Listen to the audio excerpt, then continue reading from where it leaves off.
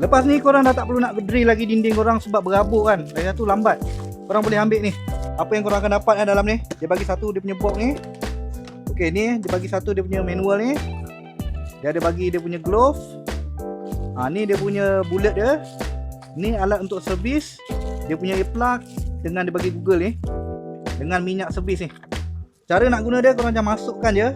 Dia punya bullet ni dia ada jenis tajam ni kan. Besi ke batu tak ada masalah.